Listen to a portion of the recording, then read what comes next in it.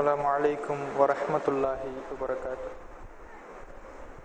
إن الحمد لله نحمده ونستعينه ونستغفره ونعوذ بالله من شرور أنفسنا ومن سيئات أعمالنا. من يهده الله فلا مضل له ومن يضلله فلا هادي له. وأشهد أن لا إله إلا الله وحده لا شريك له وأشهد أن محمدا عبده ورسوله أما بعد. إن أصدق الحديث كتاب الله وأحسن الهدي هدي محمد صلى الله عليه وسلم وشر الأمور محدثاتها وكل محدثة بدعة وكل بدعة ضلالة وكل ضلالة في النار. يا أيها الذين آمنوا اتقوا الله حق تقاته ولا تموتن إلا وأنتم مسلمون. يا أيها الناس اتقوا ربكم الذي خلقكم من نفس واحدة وخلق منها زوجها وبث منهما رجالا كثيرا ونساء واتقوا الله الذي تساءلون به والأرحام إن الله كان عليكم رقيبا. يا أيها الذين آمنوا اتقوا الله وقولوا قولا سديدا يصلح لكم أعمالكم ويغفر لكم ذنوبكم ومن يطع الله ورسوله فقد فاز فوزا عظيما. எல்லாம் வல்ல ஏக இறைவனின் அன்பும் அருளும் நம் உயிரினும் மேலான நபிகள் நாயகம் ஸல்லல்லாஹு அலைஹி வஸல்லம் அவர்கள் மீதும் அவர்களது வாழ்க்கை வழிகாட்டுதல்களை தங்களால் இயன்றளவு பின்பற்றி வாழ்ந்து மறைந்த நபித்தோழர்கள் மீதும் நபித்தோழியர்கள் மீதும் குறிப்பாக நம் அவர்கள் அனைவர் மீதும் என்றென்றும் நின்று நிலவட்டுமாக. கண்ணியத்திற்குரிய எல்லாம் வல்ல ஏக இறைவனின் நல்லடியார்களே, இந்த இஸ்லாமிய மார்க்கத்தை ஏற்றுக்கொண்டிருக்கக்கூடிய நம்மில் ஒவ்வொருவரும் நம்பிக்கை கொள்ள வேண்டிய விஷயங்கள் என்று ஒரு சில விஷயங்களை அல்லாஹுடைய தூதரவர்களும் அல்லாஹும் குறிப்பிட்டு காட்டி தந்திருக்கின்றார்கள். மனதால் நம்ப வேண்டும். அந்த விஷயங்களை நாம் கண்களால் பார்க்கவில்லை என்றாலும் சரி, இறைவன் சொல்லிவிட்டான் என்பதற்காக நம்முடைய உளப்பூர்வமாக நம்ப வேண்டும் என்று ஈமானை சார்ந்த ஒரு சில விஷயங்களை சொல்லி தந்திருக்கின்றார்கள். அந்த விஷயங்களில் ஒன்றுதான் மறுமை நாள். இந்த மறுமை நாளை ஒவ்வொருவரும் நம்பினால்தான் ஒருவன் அந்த முஸ்லிமாக ஈமான்தாரியாக கருதப்படுவான். அப்படிப்பட்ட ஈமான் கொள்ள வேண்டிய விஷயங்களில் மிக முக்கியமான விஷயமாக இந்த மறுமை நாள் என்பது இருக்கின்றது. இந்த உலகத்திலே நாம் செய்யக்கூடிய செயல்பாடுகளை வைத்துதான் நாளை மறுமையிலே நமக்கு வெற்றி கிடைக்க போகுதா அல்லது தோல்வி கிடைக்க போகின்றதா என்று தீர்மானிக்கப்படுகின்றது. இப்படிப்பட்ட ஒரு சோதனை கூடத்திலே நாம் வாழ்ந்து கொண்டிருக்கின்ற பொழுது ஒவ்வொரு மனிதனுடைய ஆசையும் எப்படி இருக்கின்றது என்றால், நாம எப்படியாவது சொர்க்கத்துக்கு போயிடணும், நரகத்துக்கு போயிடக்கூடாது என்று ஒவ்வொரு மனிதனும் ஆசைப்படுகின்றான். அந்த மனிதனுடைய செயல்பாடுகள் இந்த உலகத்தில் அவன் தொடவில்லை என்றாலும் சரி, இஸ்லாம் எதை மிக முக்கிய கடமையாக சொல்லி தருகின்றதோ, மிக முக்கியமான கடமை மறுமை வெற்றியை தேடித்தரக்கூடிய ஒரு செயல் என்று எதை குறிப்பிட்டு காட்டுகின்றதோ, அந்த தொழுகையை ஒரு மனிதன் பேணவில்லை என்றாலும் அவனுடைய ஆசை எப்படி இருக்குதுன்னா, சொர்க்கத்துக்கு போயிடணும், நாம நரகத்துக்கு போயிடக்கூடாது என்று அவனுடைய ஆசை இருக்கக்கூடிய காட்சியை பார்க்கின்றோம். இப்படி ஒவ்வொரு மனிதனும் சொர்க்கத்திற்கு விரைவதற்கு, சொர்க்கத்திற்குள் செல்ல வேண்டும் என்று ஆசைப்படுகின்ற பொழுது அல்லாஹும் திருமறை குர்ஆனிலே இஸ்லாமியர்களை பார்த்து முஸ்லிம்களை நோக்கி சொல்லி காட்டுகின்றான். வஸாரிஉ இலா மக்ஃபிரத்தின் மிர் ரப்பிக்கும், உங்கள் இறைவன் புறத்திலிருந்து கிடைக்கக்கூடிய மன்னிப்பின் பக்கம் நீங்கள் விரையுங்கள்.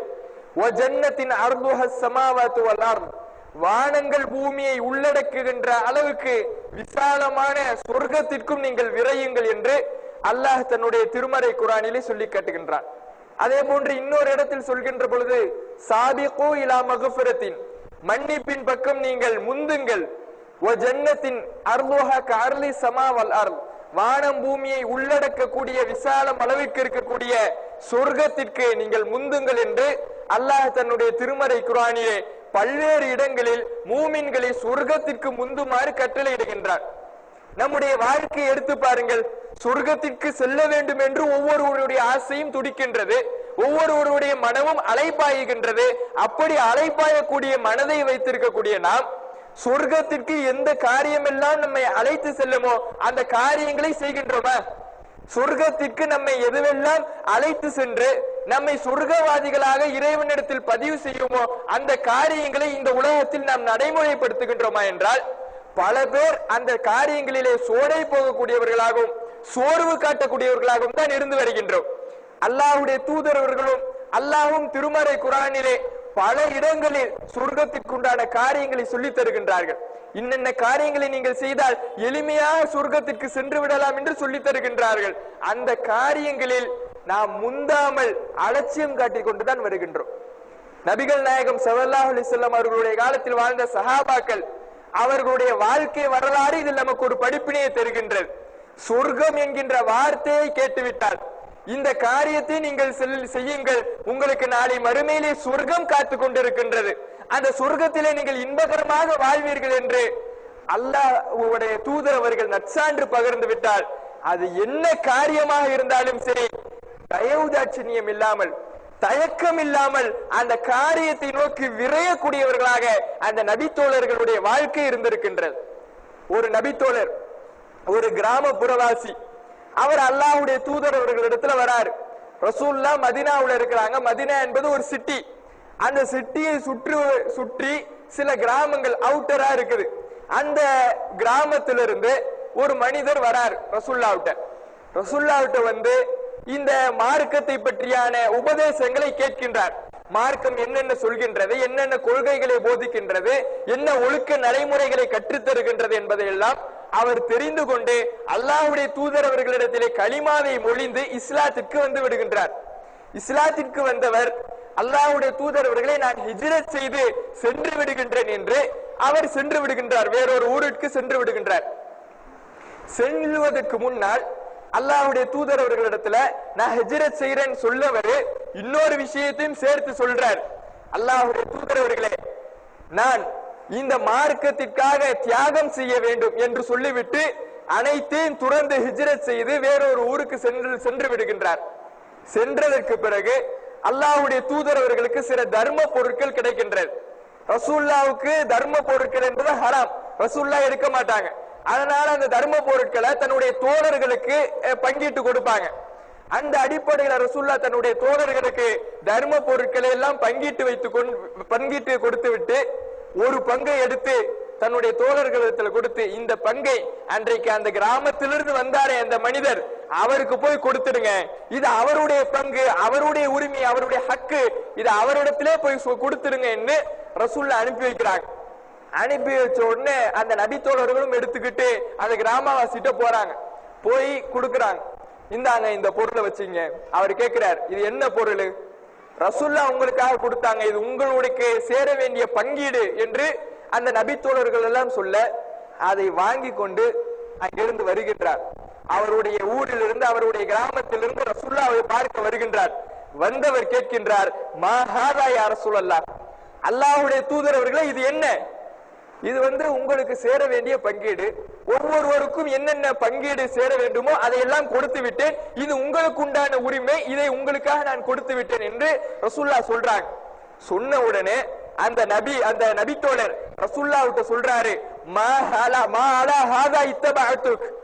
அல்லாஹ்வுடைய தூதர் அவர்களே, நீங்கள் இந்த பொருளாதாரத்தை எனக்கு தர வேண்டும், இந்த செல்வங்களை எனக்கு தர வேண்டும், அதன் மூலம் என்னுடைய வாழ்க்கையை நான் பெருக்கிக் கொள்ள வேண்டும் என்பதற்காக இந்த இஸ்லாத்தை நான் ஏற்றுக்கொள்ளவில்லை. உங்களிடத்திலிருந்து செல்வத்தை நான் வாங்கிக் கொள்ள வேண்டும் என்பதற்காக உங்களை நான் பின்பற்றவில்லை. வலாக்கின் இத்தபஅத்துக, உங்களை நான் எதுக்காக பின்பற்றினேன் தெரியுமா? அலா அன் உர்மா இலா ஹாஹுனா ஃபஅமூது ஃபஅதுகுலுல் ஜன்னah, நான் இந்த மார்க்கத்திற்காக இறைவனுடைய பாதையிலே போரில் கலந்து கொள்ள வேண்டும்.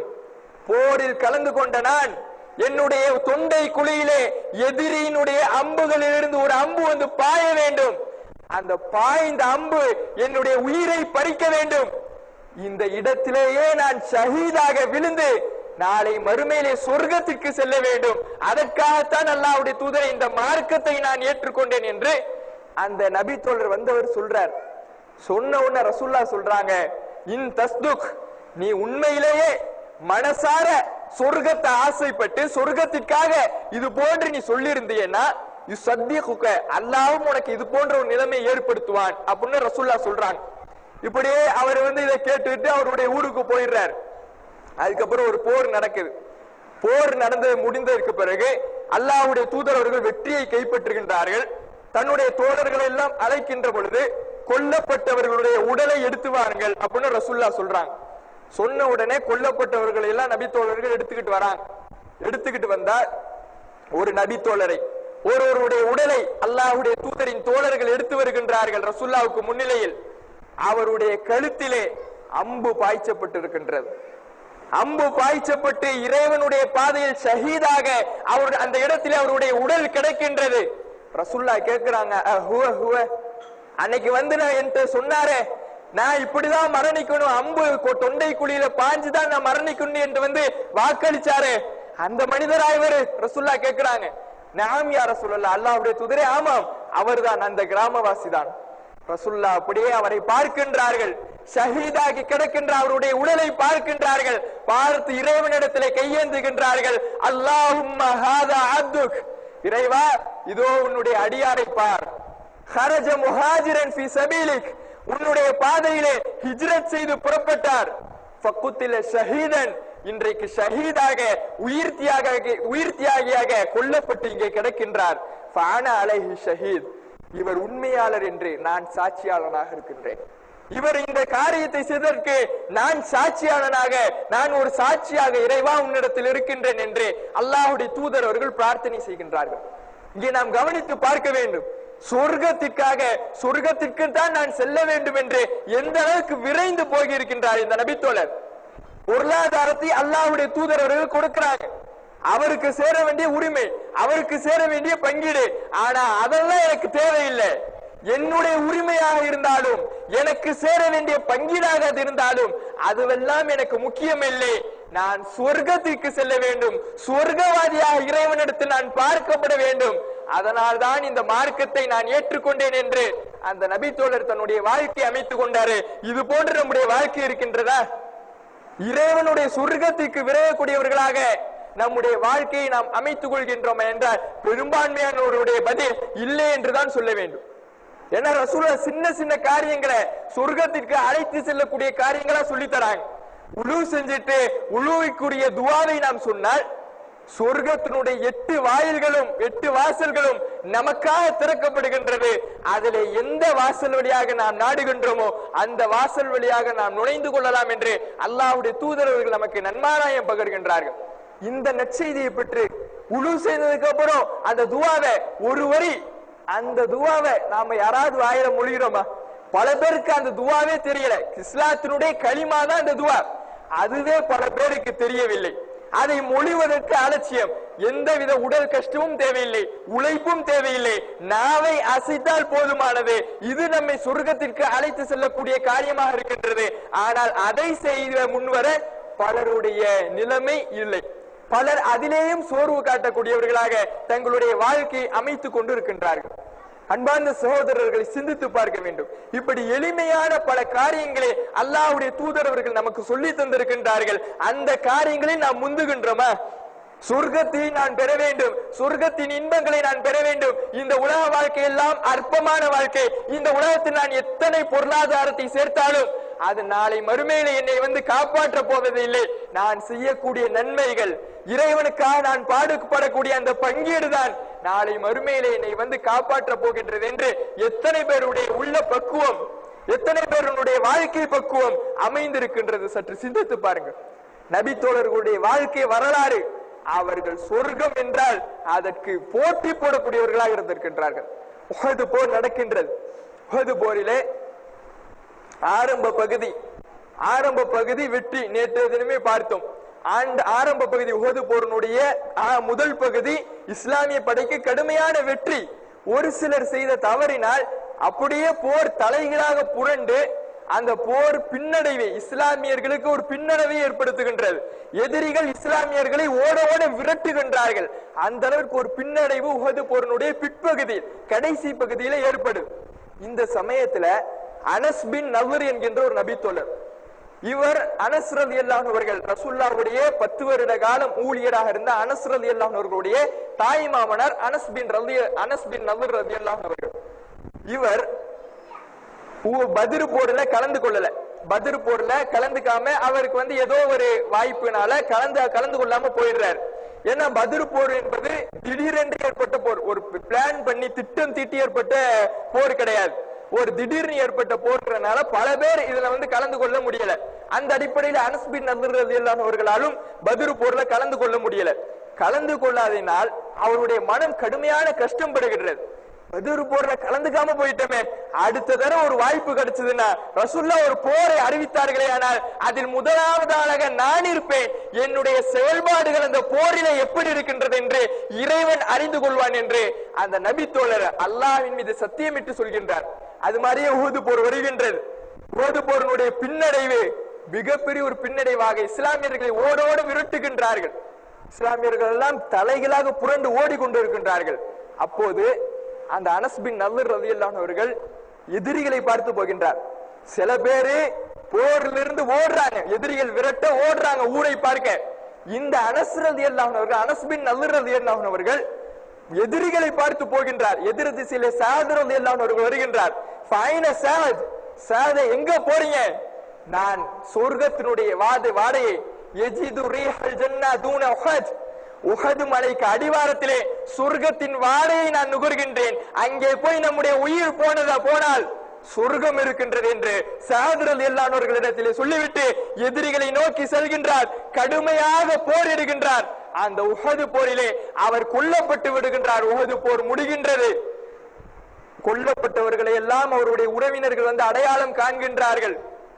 இவரை யாருமே அடையாளம் காணல, அடையாளமே கண்டுபிடிக்க முடியல. அந்த அளவுக்கு கோரமாக கொடூரமாக அவருடைய உடல் அங்கே தாக்கப்பட்டு கிடக்கின்றது. இவருடைய சகோதரி பார்க்கிறாங்க. பார்த்து அவருடைய ஒரே ஒரு விரலை வைத்து அதில் உள்ள ஒரு மச்சத்தை வைத்து அந்த சகோதரி கண்டுபிடிச்சுக்கிறாங்க. அப்படிப்பட்ட ஒரு கோரமாக அந்த உஹது போரிலே அனஸ் பின் நதுர் ரலியல்லாஹு அன்ஹு அவர்களுடைய உடல் மாறுகின்றது.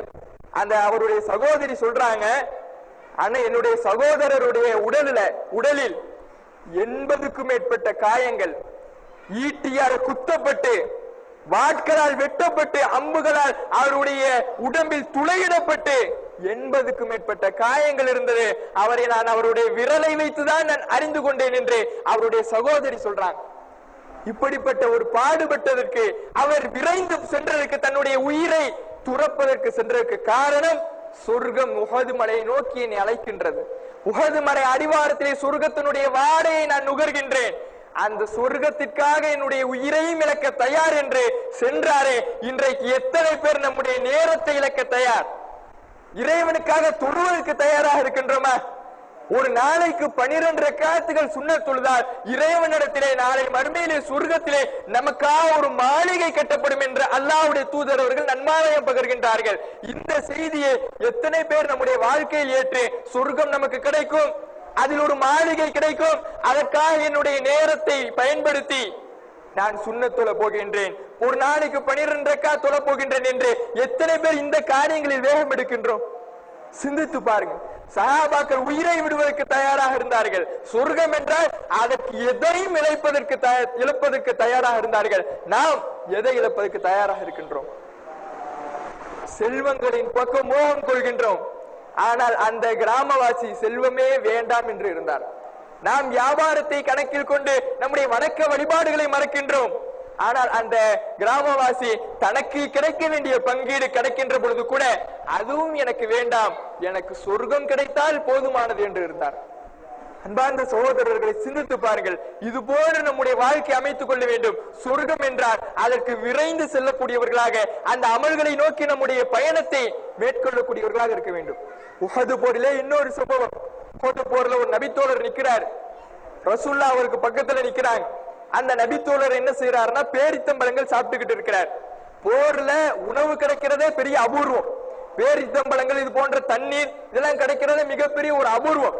அந்த சமயத்துல அப்படிப்பட்ட ஒரு போர்க்களத்துல இக்கட்டான சூழ்நிலையில பேரித்தம்பழம் சாப்பிட்டுக்கிட்டு இருக்கிறார்.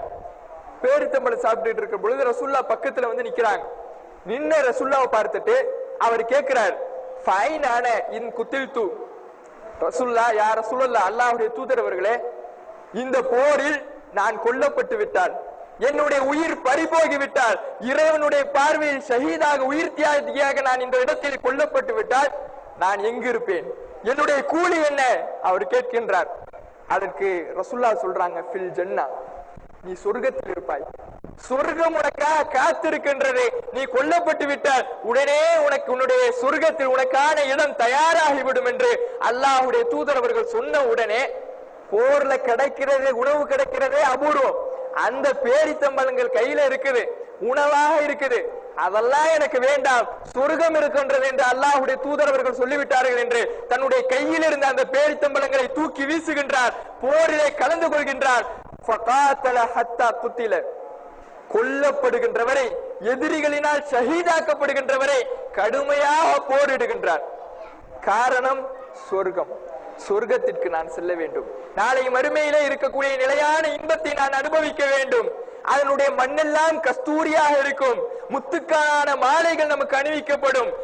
மது ஆறு, தேனாறு, பாலாறு என்று சுவை மிகுந்த பல ஆறுகள் ஓடும். அந்த ஆறுகளுக்கு மேலே நம்முடைய மாளிகைகள் இருக்கும். அந்த சொர்க்கத்தை நோக்கி ஹூரின் பெண்கள் இருப்பார்கள். அப்படிப்பட்ட இன்பகரமான சொர்க்கத்தை நோக்கி என்னுடைய வாழ்க்கையை நான் அமைத்துக் கொள்ளப் போகின்றேன். இந்த உலகம் எனக்கு வேண்டாம், அந்த சொர்க்கம் தான் எனக்கு வேண்டும் என்று சொர்க்கத்தை நோக்கி விரைகின்றார்களே, இது போன்று விரையக்கூடிய தன்மை நம்மிடத்தில் வர வேண்டும். ரசூலுல்லாஹ் பல காரியங்களை சொல்லி காமிக்கிறாங்க. பாங்குக்கு நீங்க பதில் சொல்லுங்க. அதற்கு ரசூலுல்லாஹ் சொல்லக்கூடிய பரிசு என்ன தெரியுமா? பாங்கிற்கு யார் பதில் சொல்கின்றாரோ, பாங்கிற்கு பதில் சொல்லி அந்த பாங்கினுடைய துவாவையும் யார் ஓதுகின்றாரோ அவருக்கு நாளை மறுமையிலே என்னுடைய பரிந்துரை, என்னுடைய ஷஃபாஅத் கிடைக்கும் என்று அல்லாஹ்வுடைய தூதர் அவர்கள் சொல்லி காட்டுகின்றார்கள். அந்த ஷஃபாஅத்திற்காக அல்லாஹ்வுடைய தூதர் அவர்களுடைய பரிந்துரை எனக்கு கிடைக்க வேண்டும். அதன் மூலம் என்னுடைய வாழ்க்கையை, என்னுடைய இருப்பிடத்தை சொர்க்கத்தில் அமைத்துக் கொள்ள வேண்டும் என்று எத்தனை பேர் பாடுபடுகின்றோம்? எத்தனை பேருக்கு இந்த துவா தெரியும் சொல்லுங்க? பல பேருக்கு இந்த துவாவே தெரியாது. பாங்கனுடைய துவானா என்னன்னே தெரியாது. இப்படி பல பேருடைய வாழ்க்கை இருக்குது. ஆனால் அந்த சஹாபாக்கள் சொர்க்கம் என்றால் அதற்கு எத்தனை எத்தனை தியாகத்தை செய்யவும் நாங்கள் தயார். எவ்வளவு பெரிய இழப்பை இழக்கவும் நாங்கள் தயார். உயிர் போக போகின்றதா, சொர்க்கத்திற்காக இருந்தால் அது எங்களுக்கு மகிழ்ச்சி தரக்கூடிய செய்தியே என்று அவர்களுடைய வாழ்க்கை இருந்தது. அனைத்து ஒரு சில நபித்தோழர்களுடைய வாழ்க்கை மட்டுமல்ல, அனைத்து நபித்தோழர்களுடைய வாழ்க்கையும் இப்படிதான் இருந்தது. அபூ தல்ஹான் ஒரு நபித்தோழர். அல்லாஹ் குர்ஆன்ல வசனத்தை இறக்குறான், லன் தனாலுல் பிர்ர ஹத்தா துன்ஃபிகு மிம்மா துஹிப்பூன். உங்களுக்கு விருப்பமான செல்வம் எதுவோ அதை நீங்கள் செலவிடுகின்றவரை நீங்கள் இறைவனிடத்தில் நன்மையை பெறவே முடியாது. நீங்க உங்களிடத்தில் இருக்கக்கூடிய விருப்பமான செல்வத்தை செலவிடணும். உங்களுக்கு எது மிக கவர்ச்சியாக, உங்களுக்கு மிக எதுவும் பிடித்ததாக இருக்கின்றதோ அந்த செல்வத்தை, அந்த பொருளாதாரத்தை அல்லாஹ்வுடைய பாதையிலே நீங்கள் செலவிட்டால் தான் இறைவன் புறத்திலிருந்து கிடைக்கவிருக்கின்ற நன்மை உங்களுக்கு கிடைக்கும் என்று அல்லாஹ் திருமறை குர்ஆனிலே ஒரு வசனத்தை அருளுகின்றான். வசனத்தை அருளிய பிறகு அபூ தல்ஹா ரலியல்லாஹு அன்ஹு அவர்கள் இந்த வசனத்தை கேள்விப்படுகின்றார். கேள்விப்பட்ட உடனே அல்லாஹ்வுடைய தூதர் அவர்களிடத்தில் வேகமாக ஓடி வருகின்றார். அல்லாஹ்வுடைய தூதர் அவர்களே, என்னுடைய செல்வங்களிலேயே எனக்கு மிகவும் பிடித்த செல்வம் பைரஹா என்கின்ற என்னுடைய தோட்டம். அந்த தோட்டம் தான் எனக்கு மிக மிக பிடித்த செல்வம். எனக்கு அதிக பொருளாதாரத்தை ஈட்டி தரக்கூடிய செல்வம் அதுதான் என்று அல்லாஹ்வுடைய தூதர் அவர்களிடத்திலே அபூ தல்ஹா ரலியல்லாஹு அன்ஹு அவர்கள் சொல்றாங்க. அந்த பைரஹா தோட்டம் என்பது ரசூலுல்லாஹ்வுடைய பள்ளிவாசலுக்கு எதிர்த்த மாதிரி இருக்கு. ரசூலுல்லாஹ் கூட அப்பப்ப போய் தண்ணீர் எல்லாம் அருந்திப்பாங்க அந்த தோட்டத்துல. அப்படிப்பட்ட செழிப்பு மிக உந்த ஒரு தோட்டமாக பைரஹா என்கின்ற தோட்டம் இருக்குது. தோட்டம் இருந்த உடனே ரசூலுல்லாஹ்விட்ட வந்து அந்த செழிப்பு மிகுந்த தோட்டத்தை, அல்லாஹ்வுடைய தூதரே, எனக்கு பிடித்தமான செல்வம் என்றால் இந்த பைரஹா தோட்டம் தான். அல்லாஹோ திருமறை குர்ஆனிலே இப்படி ஒரு வசனத்தை அருளிவிட்டான், நான் நன்மையை பெற வேண்டும், அதனால் இந்த தோட்டத்தை இறைவனுடைய பாதையிலே நான் தர்மம் செய்கின்றேன். இது எனக்கு எவ்வளவு செல்வத்தை ஈட்டி தந்தாலும் பிரச்சனை இல்லை, எனக்கு எவ்வளவு லாபத்தை எனக்கு இந்த பொருளாதாரம், இந்த தோட்டம் எனக்கு தந்தாலும் எனக்கு பிரச்சனை இல்லை. நான் இறைவனிடத்தில் நன்மையை பெற வேண்டும், அதன் மூலம் நான் சொர்க்கத்தில் நுழைய வேண்டும். அதற்காக இந்த தோட்டத்தை இறைவனுடைய பாதையிலே நான் செலவிடுகின்றேன் என்று அபூ தல்ஹா ரலியல்லாஹு அன்ஹு அவர்கள் முன் வருகின்றார்கள். முன் வந்த பிறகு ரசூலுல்லாஹ்விட்ட கொடுத்துறாங்க. ரசூலுல்லாஹ் சொல்றாங்க, இதை வேண்டாம், உங்களுடைய நெருங்கிய உறவினர்களுக்கே தர்மம் செஞ்சிருங்களேன். ரசூலுல்லாஹ் வந்து ஒரு இறக்கப்பட்டு நெருங்கிய உறவினர்களுக்கு தர்மம் செய்வது என்பது மற்றவர்களுக்கு தர்மம் செய்வதை விட சிறந்தது. அந்த அடிப்படையில ரசூலுல்லாஹ் சொல்றாங்க, அவரும் அந்த மறுக்காமல் தன்னுடைய நெருங்கிய உறவினர்களுக்கு தான் வைத்துக் கொள்ளவில்லை, சொர்க்கம் இருக்கின்றது, நன்மை இருக்கின்றது என்று சொன்ன உடனே நெருங்கிய உறவினர்களுக்கே அது செலவிட்டு விடுகின்றார். காரணம் சொர்க்கம், நன்மை, இறைவனிடத்தில் நன்மை கிடைக்க வேண்டும், சொர்க்கம் கிடைக்க வேண்டும், அந்த சொர்க்கத்தில் என்னுடைய வாழ்க்கை நிலையான வாழ்க்கை அமைய வேண்டும் என்ற அந்த ஒரு காரணத்திற்காகத்தான் இத்தனை நபித்தோழர்களும் அனைத்து நபித்தோழர்களும் பாடுபட்டு இருக்கின்றார்கள். நம்முடைய வாழ்க்கையை சற்று உரசி பாருங்கள். நாம் என்ன முயற்சி செய்திருக்கின்றோம்? சொர்க்கத்திற்காக, இறைவனிடத்தில் நன்மையை பெற வேண்டும் என்பதற்காக என்னென்ன முயற்சிகளை நாம் இதுவரை நம்முடைய வாழ்நாளில் இதுவரை என்னென்ன முயற்சிகளை மேற்கொண்டிருக்கின்றோம்? ஒவ்வொருவரும் தங்களுடைய வாழ்க்கையை சுயசரிதையே சுய பரிசோதனை செய்து பாருங்கள். பல பேருடைய வாழ்க்கையினுடைய முன் பக்கங்கள் ஏமாற்றத்தை தான் தரும். நாம் இதுவரை சொர்க்கத்துக்காக எதுவுமே செய்யலையே, என்னத்தை செஞ்சிட்டோம்?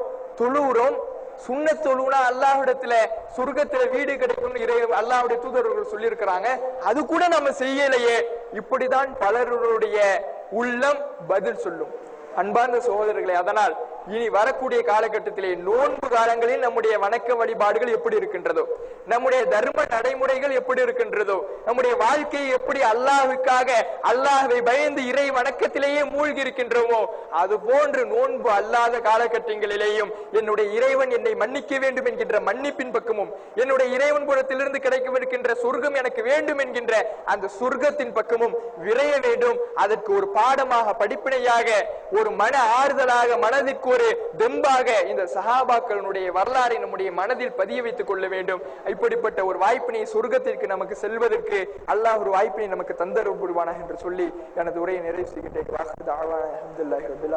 அஸ்ஸலாமு அலைக்கும் வரஹ்மத்துல்லாஹி வபரகாத்துஹு.